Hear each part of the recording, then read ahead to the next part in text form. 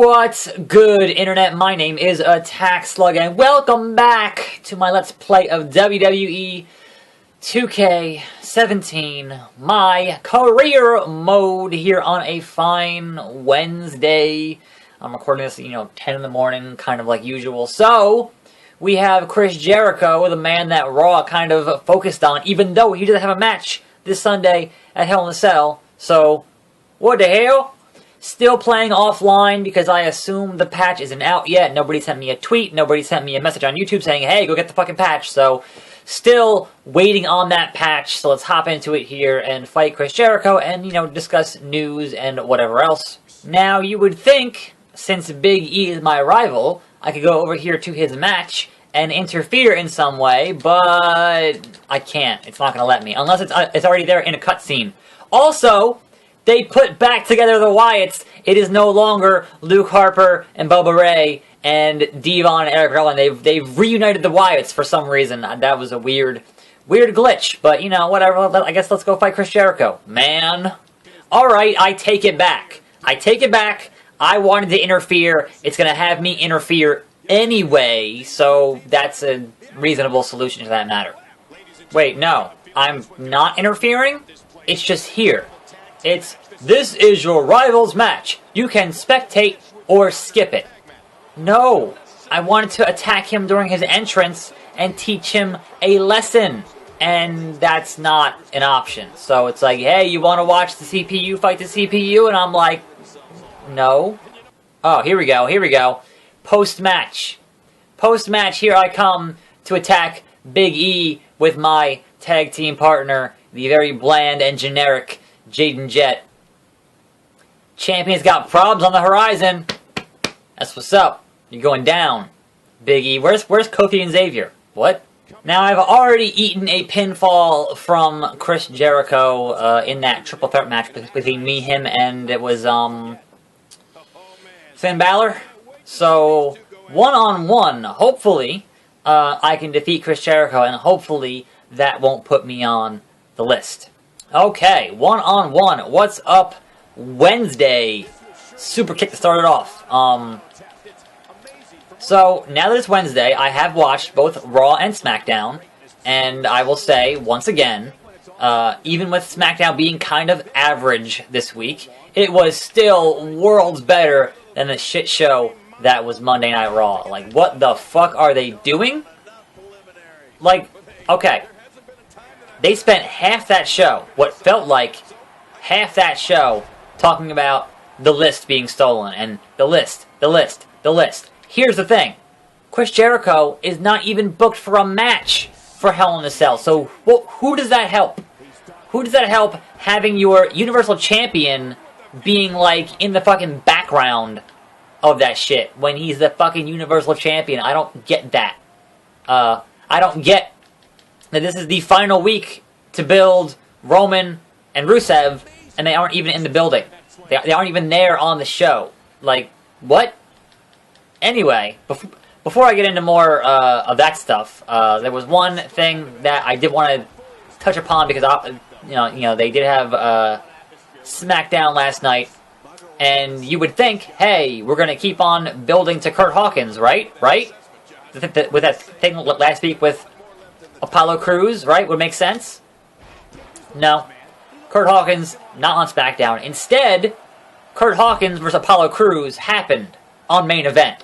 So, congratulations, Kurt Hawkins. They couldn't even give you a match on the main roster show. Instead, you're on main event.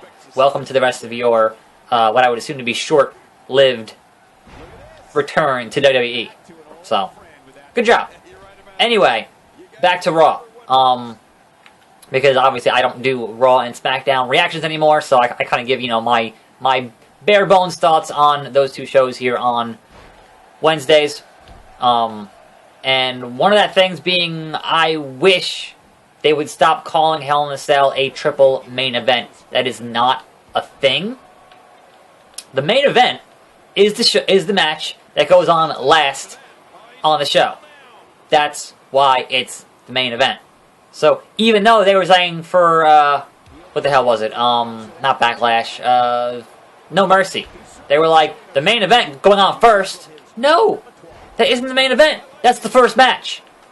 You're jerking the curtain there. That is literally the first match. Just because it has main event caliber talent doesn't make it the main event. So, having them say, oh, we're having 3 Hell in a Cell matches. It's a triple main event. That's not a thing. It's literally not a thing. Unless you do a WCW War Games and you have 3 rings and 3 cells and all 3 matches happen at the same time. Then it is a triple main event. But until you do that, it is not a triple main event. Stop fucking saying that. I hate you. It just gets on my nerves. It's like it's like how in video games now it's, hey, play the alpha and play the beta, even though the game's out in like 2 weeks. That's not an alpha. That's not a beta. The game's done. It's marketing. It's a fucking timed demo is what it is. So I hate the perversion of the English language into something that it's not really. You know, you're fucking with it. Anyway, speaking of Hell in a Cell, this whole thing where all of a sudden on the Go Home show, which is the Raw before Hell in a Cell, you have Mick Foley very concerned about the well-being of Sasha and Charlotte. And I'm like, Mick, you fucking booked that match. And you've been excited about making history for the past, like, 3 weeks. And now, the show before, you're like, it's gonna shorten your career, blah, blah, blah. And I'm like, look, Roman Reigns was in that Hell in a Cell last year. I'm pretty sure he's fine. Like, most of the people who are in the cell in the past, you know, I don't know, 5-10 years, have been fine. Because the cell, it's not the same cell anymore, Mick. It's not the same. God damn it, Jericho. The ropes are right there. The ropes are right fucking there. God damn it. No.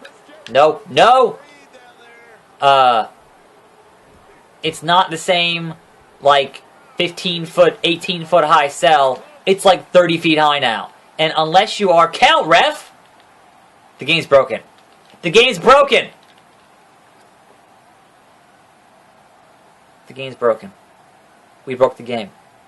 Me being all mad about Hell in a Cell and Mick Foley and the triple main event literally broke the game. Literally broke the game. Can I hit? I'm going to hit L1. Nothing. L2. R1. R2. Circle. Triangle. Square. X. Analog sticks. D-pad. Options. I can still pause it. Matches can't be restarted in my career, but don't feel too bad. But you're broken! Oh, patch your fucking game, 2K. Now I have to start this whole match over. And again, it's going to be a one-match episode because fuck you. God damn it. Or I can quit and lose. I don't want to quit. I don't want to lose. So I'm literally going to close the game and restart it so that it doesn't save me losing. Fuck you, 2K. Okay, here we go again with Chris Jericho. Here we go again. Perhaps this time it won't have a bug where when I reverse the walls of Jericho and pin the man, the ref just refuses to count. Like, did the ref turn heel or what happened there? I've completely lost my train of thought. Jericho now whooping my ass, which is weird, because I was doing pretty good. I got my finisher. I was going to be on the way to get a second finisher. But all of a sudden, Chris Jericho now getting some offense in, and I have less meter than he has right now, which is weird. 5-star Slug Splash. Anyway, I've lost my fucking train of thought. Mick Foley should not be fucking being like, oh yeah, make a history, and all of a sudden be like, oh no, don't get in the cell, it'll ruin your career, like it did mine. And I'm like, they aren't going off the top of that cell, Mick. It's not happening. Relax. Fucking relax. Chill out. Like, the stuff where Mick Foley, and, you know, all of my respect to Mick Foley and his career. But when he gets all, like, super fucking passionate now, like, he's done it so many times that it kind of feels a little bit hollow. I don't know.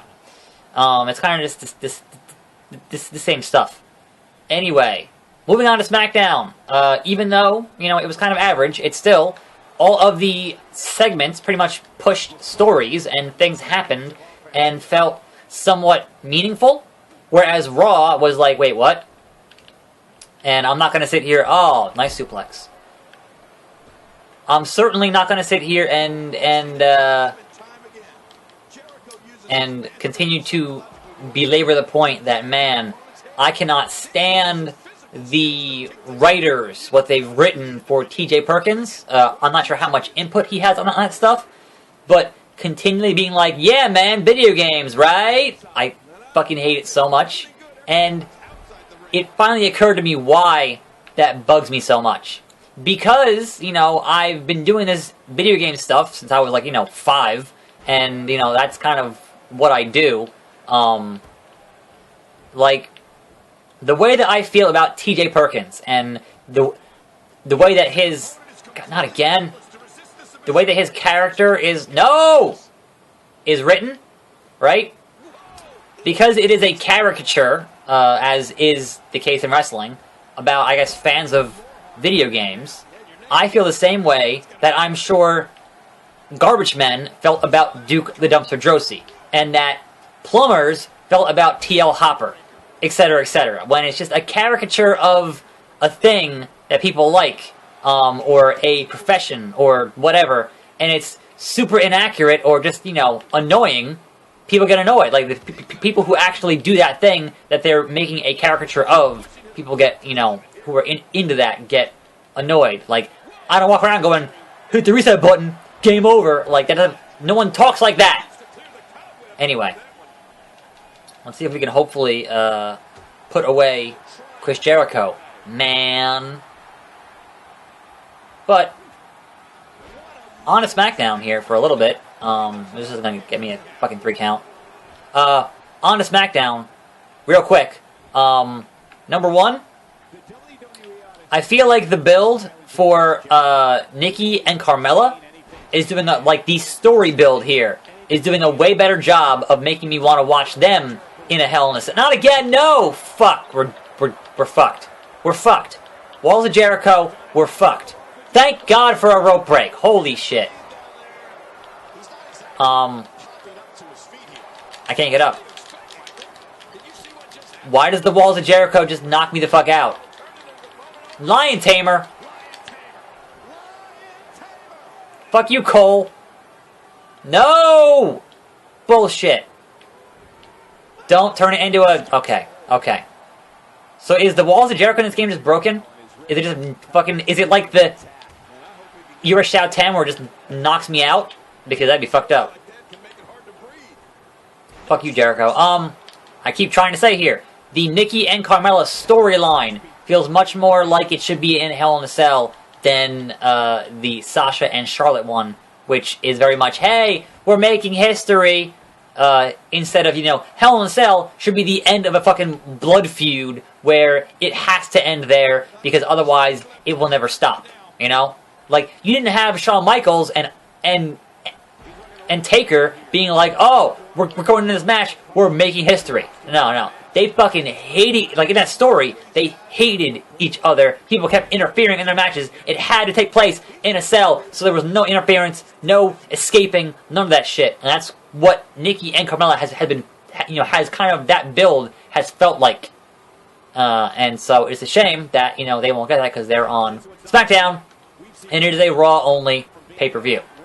Anyway, that whole Randy Orton Bray Wyatt thing, to me, and I could be wrong here, but it feels like they're going to build that to have them both on Team SmackDown, and then at some point during that match at Survivor Series, they're going to have Bray eat an RKO, either, you know, to get the pinfall or to...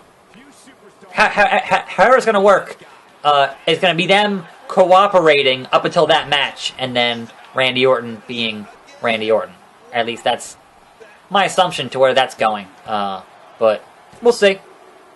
Finally, mercifully, it's over. Thanks, video game. It shouldn't have taken me two fucking tries to beat Chris Jericho on that bullshit. Is there? Did I? Okay, I was gonna say, did I fucking miss the breakout? Did I miss it? Fuck off, Jericho. Get out of my ring. Get out of my ring. I'm mad about it. Go to the top. Go to the top. Fucking... Going all the way up. 5-star slug splash. No. To the outside. Woo! I already won this, Lawler. Speaking of Bray Wyatt, a little, sister slug-a-gale. That's a fucking mouthful. That's a mouthful. Don't say that. It's terrible.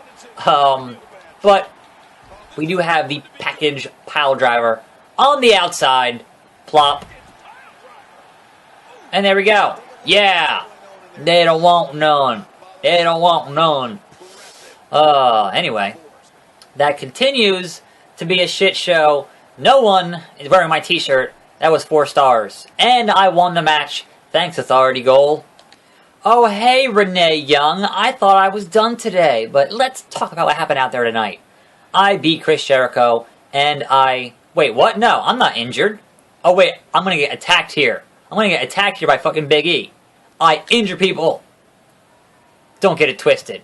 I'm the one that injure people. You got the wrong guy with that question. You know what? Save it. The next person I beat down... My fucking wrist hurts. I actually am kind of injured right now. I was doing way too much video editing yesterday and fucked up my wrist. Carpal tunnel, motherfuckers.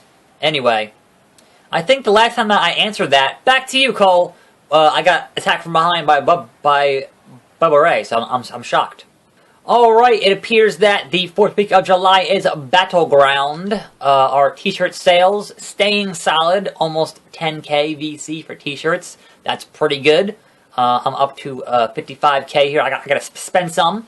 And I managed to get down to negative 15 in my points for the rivalry, I guess because of that interruption in that thing that happened. Eventually, we'll win these damn tag belts and I can access the Heyman Guy Challenge. Obviously, I can't access that just yet. That being said, my authority goal is, yeah, Next up is going to be Bray and Braun tomorrow. Tune in for that. I'm attackslug. Thanks for watching. Hopefully they patch the fucking game soon. And I'll see you next time right here on this channel. And I'm out!